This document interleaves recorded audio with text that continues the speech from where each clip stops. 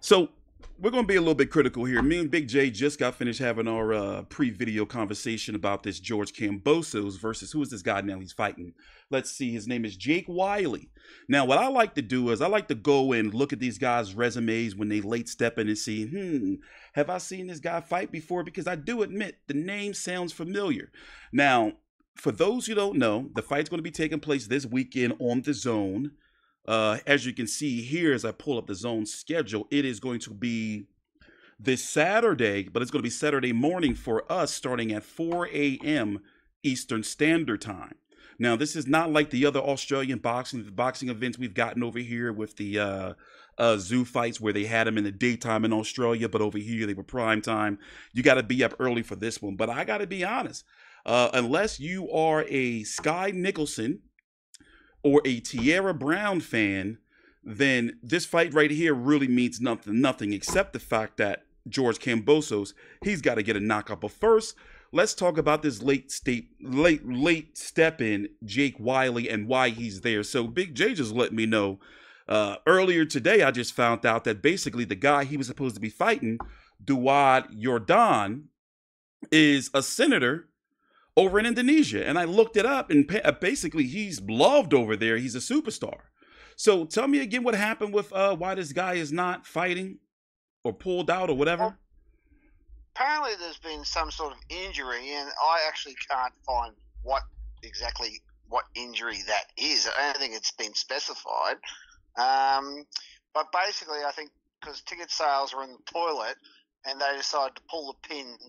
Of course, this is all just these theories running around. Is that this guy was commanding too much money, and the ticket sales have been poor because there's been virtually no um, promotion for this fight. They stuck it inside of two very significant no limit shows. Like last week was Keith Thurman versus Brock Jarvis, which obviously gained a lot of attention because Keith Thurman was coming to the country. Tim Zoo's coming back on April 6th against Joey Spencer, so another major no limit show. George is right in the middle of that on a Saturday afternoon in Sydney, right? And unfortunately, the ticket sales are actually completely in the toilet. I mean, I think there's only been a couple of thousand sold, and it's a 21,000 seat arena.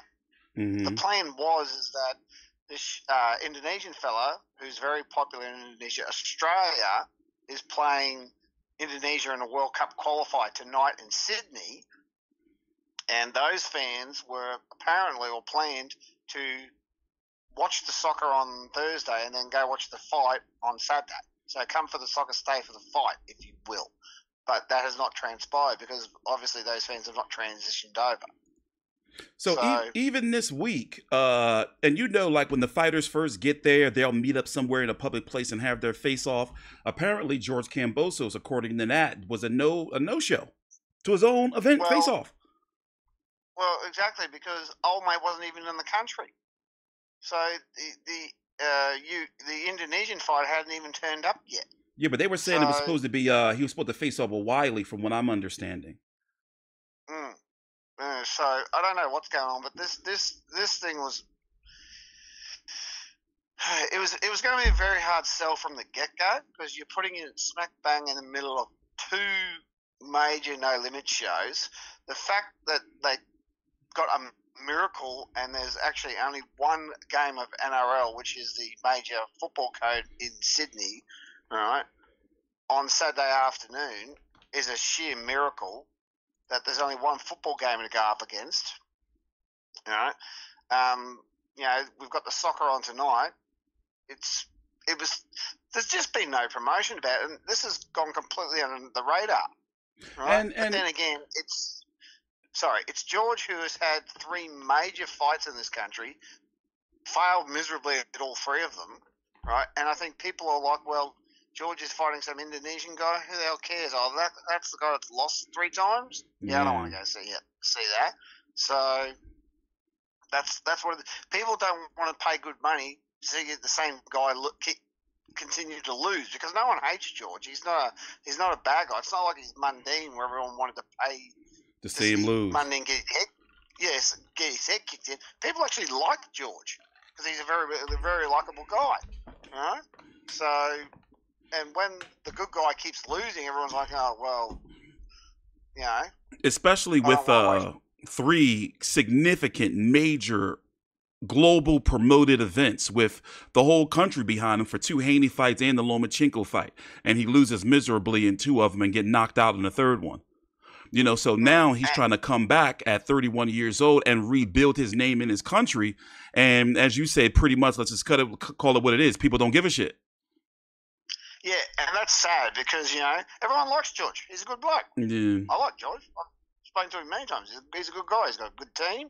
So I like his father. I think his father's a good bloke. And it's just unfortunate that people aren't getting behind George. But then again, that's the problem. But why should he? He hasn't been winning. Okay, let's talk about him. We bring it up a lot. Now, I believe that George Kambosos is an overachiever when it comes to what he's been financially able to gain in the sport. However, when you look at it, he lost in his last fight. He lost to Lomachenko. The fight before that, many people, despite getting the judge's call, thought he lost to Maxie Hughes. Before that, 2 lopsided losses to Devin Haney. He got that Teofimo Lopez win, which is already going on 4 years now.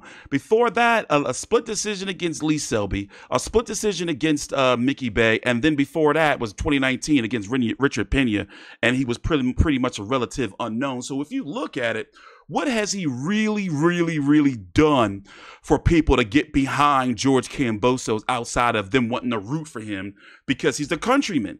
Over here in the States, let's just call it what it is. After the first Haney fight, to be very honest, people stopped giving a shit about George Kambosos. I'm sorry, it is what it is.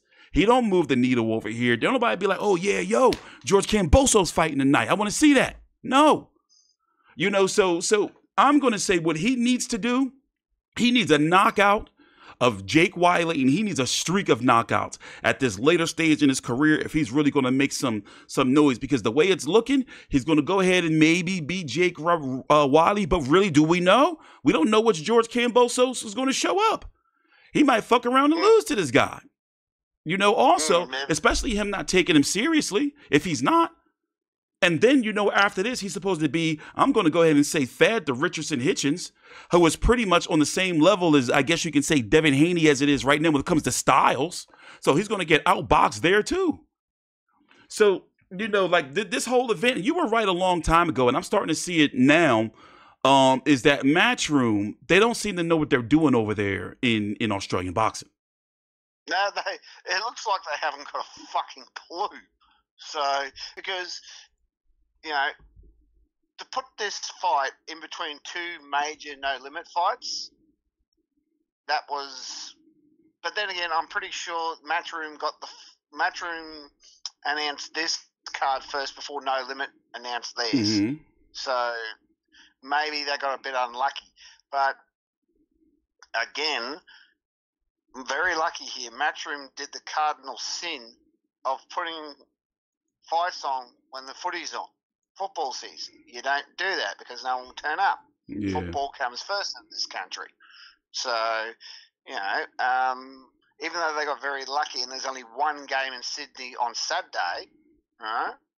Actually, I think there's only one game the entire weekend. Everyone else is playing in all the other states. Still, you can't go up against the football. I mean, George Kambosos is not a big enough star to take on the football. Yeah. The football.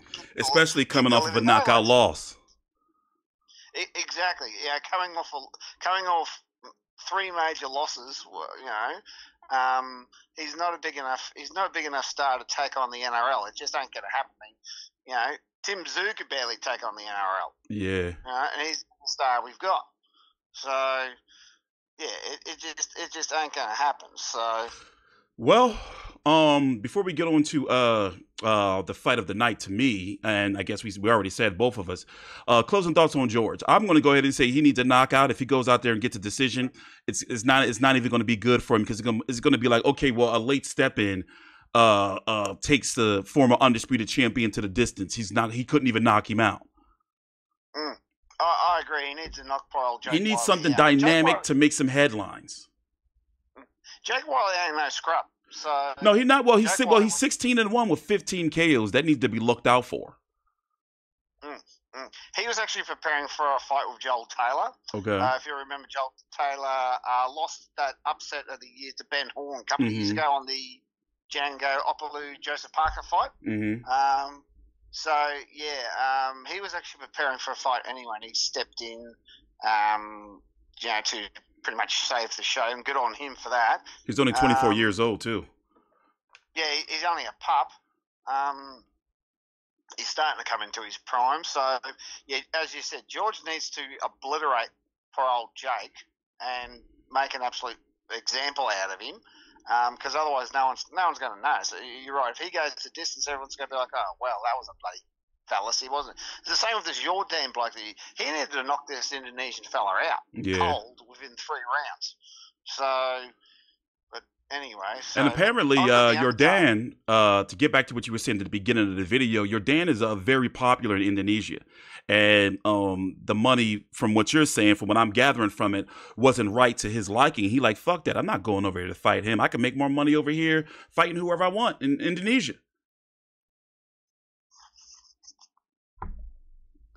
Like, you hear me? Yeah, sorry, my alarm went off. So... Yeah, but on to the fight. Well, I'm going to say it's the fight of the night. You're going to have WBC champion Sky Nicholson taking on Tierra Brown. Tierra Brown has been long linked to Sky Nicholson as being, I guess you can kind of say, like her boogie woman. Would you kind of agree with that? The woman that people thought she wouldn't fight, and if she fought, she would lose? Yeah, because it's been, I mean, how long has this been going on? I mean, ever since she got the belt, Tierra Brown's name has been mentioned. Yeah. So, I mean, it seemed like that Sky was avoiding Tierra Brown for at least... When did she fight... oh, God. What was her name? Sweetheart. What was the girl's name? Lucy Wildheart or Sarah Mahfoud? No, Lucy Wildheart. That was 2023, year and a half ago.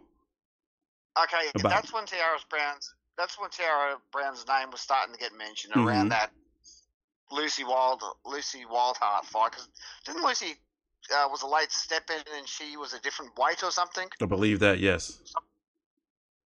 Yeah, so that's when people started saying, well, Tierra Brown is a legitimate opponent for Sky, and it seemed that Sky avoided her for a little bit, but now that she's given her the opportunity, as I said, if Sky can get past Brown and do it well, that's pretty much the cornerstone, because the problem is that I've said it many times, the 126 division in women's boxing is very, very weak. It is very weak. There's nothing going on, all right? Besides Amanda Serrano, but she's really not. She's fighting Katie Taylor again in a few months, and that's exactly. So that's still at what, 135. So that 140. Oh yeah, 140. Well, there you go. Well, yeah, you're right. There you go. So even Amanda one. Go ahead. Amanda ain't coming back to no bloody. Exactly, she's not coming back down. So in reality, as you said, it's a pretty weak division. Well, the only thing for Sky, if she gets past Brown, is if Ali Scotney moves up. Mm-hmm. If people from 122 start moving up, I don't see anyone from 126 coming down. But yeah, if the cream of the crop from 122 starts moving up, then 126 will start looking interesting. Mm-hmm. But at the moment, it's a very weak division. Very, very weak. And the big money fights start coming in if she decides to move up to 130 pounds. That's when the real big fights are going to start coming in. Overall, I got to be honest, this could be similar to where a lot of people, including ourselves, including at least I did, thought that Shannon O'Connor was going to go in there and really manhandle Ebony Bridges. But one thing I can say about Tierra Brown, and I have watched tape on her over the years, she can be very menacing in the ring. And also for female boxing, she is 18-0. Wait, hold on. Wait, is she not 18-0? Who she lose to? No, she is 18-0 with 11 KOs. That's a high knockout percentage for female boxers. And she's been boxing all of her life. Despite the fact that, well, we already know in women's boxing, 36 is not old. So, but she is 36-year-old. She has a 7-year age advantage. So But at it's 130, you gonna got be fighters like Caroline Dubois, Cherry Harper's back down there, Rihanna Dixon. There's a lot of big fights up at 130 pounds. If she would, because that's what I see. That's what I see her doing. I see her likely moving up and trying to get big fights, maybe even jumping up a bigger division to 135. Because women can do that. I won't be surprised. Because I don't think she's ever going to get that Amanda Serrano. Nah, it ain't happening. I don't see it. And Amanda would kick the living daylights out of her anyway. Yeah, I don't see it. Also, former 130-pound champion Alicia Baumgartner is now signed with MVP Jake Paul's promotional company, along with Amanda Serrano. Well, there you go. That would actually be a good. That would actually be a good fight for Sky. Step up to see. Alicia Baumgartner would tear her up. I think so too. Yeah. And Shanika is the rematch of Hughes. I think for me, that's another good fight. Yeah, that's the fight I was going to ask you about next. Shanika Johnson versus Nina Hughes too. Well, I thought Nina won the first fight. I thought Nina got screwed out of the title in the first fight. Mm-hmm. So, and because we all remember how Lieutenant Dan stuffed up the announcement, blah blah blah. No big deal. Everyone fucks up. Yeah, and he retired. Chased him out the sport. No, he's not retired. He's still floating around. Oh, he came back. Yeah. Okay. Yeah. All right. He's fine. Good bloke, Lieutenant Dan. I like him a lot. What was I saying? Yeah, I really thought Nina won the first fight, so this is going to be interesting. This is going to be an interesting rematch. But the only thing now is is Nina 42 yet? She must be. Yes, 42. Yeah, that's 42. So I mean, she's not a young lady. Yeah. So, Shanika's 12 years younger. She's 30 years old. Sheesh. Exactly. And Shanika is still, she's not a baby, but But a 42-year-old with only 7 fights, that's pretty, impressive. For her to beat a champion, for her to beat Shanika, who's has significantly more fights than her. Exactly. So I'm looking for those women's fights are actually what I'm looking forward to. Yeah. And then, of course, you got the young Olympic bloke, Teremoya will probably just level whoever they put in front of him. So, yeah, James Singh going to level him. I can already see that now. That's what he's out there to be, is to be leveled. Yeah, and I think there's one more fight on the card, isn't there? Let me see. Hime Ohoya, I forgot how to pronounce his name. I know that bloke. Yeah, I covered him before. We talked about him before. Let me see, who did he fight that we talked about? Lucas Brown. Look, that's it, right? Because he knocked out Brandy, put Brandy into retirement. Yeah, I met him. He's a nice bloke. He's a nice bloke, that fella. Yeah, he's 34. He looks younger, but 34 years old, 23-1 with 17 KOs. So, looking like he's still in the mix. I mean, he's in the mix. He's only lost to Apollo, and then he rematched him September last year and won. So he's in the mix in the heavyweight division. Yeah, that's for sure. So, all right, closing thoughts. Well, it's just disappointing for George that this thing is not going to sell well. I mean, Matchroom yet another, well, let's say flop in Australia, but anyway, but the Django, not the Django, bloody Jaya Pattaya one went extremely well, and that's what they need to do. They need to have major fights in the summertime. Once they get that pat, Matchroom will be fine, because they really shouldn't, have fights during the football season, because it just doesn't work. Yeah. There's too many things going on in the winter in Australia to have a major fight work, unless it's like when George fought Haney the first time. It's undisputed, which hadn't been seen in this country ever. Yeah. So, unless it's a massive novelty fight, this is just, basically a club show, and it's, so, but I wish him all luck. I hope George gets the knockout, Sky gets the win, Shanika gets the win. Teremoya will knock out old mate, and then we move on to the next thing. Oh, and by the way, final question. The arena, how much does it hold, and how many people you think are going to be in there? Well, it's 21,000 seat arena, Kudos Bank Arena. I'll be lucky if they get 3,000 people. Damn, we'll know if the arena's all dark. We're going to know. Yeah, exactly. So if you go on, I think it's Ticket Tech. There's a shitload of tickets left. Damn. So, George. Well, it is what it is. I wouldn't exactly go blaming George, because Matchroom hasn't done much promote about it. Yeah, no, I'm not blaming him. I'm just like, sheesh, how the star is falling. You know, 3 high profile events to now he's going to be in a what? Barely a fourth quarter filled arena, something like that. You know, so it is what it is. With that being said, thanks for watching. Please subscribe. Here on the screen, as you can see, I pulled up old mate Big J's Twitter. We're going to be here on Saturday morning for my time covering this fight. And I'm interested to see who's going to be in the arena. I'm hoping George Kambosos gets a knockout because he needs it, and he's got to go on a knockout streak after this. And then I'm really interested in the biggest fight of the night, which is going to be trending on social media if Sky Nicholson loses. Sky Nicholson versus Tierra Brown. Thanks for watching. Please subscribe. I'm T-Street Controversy with Fight View 360.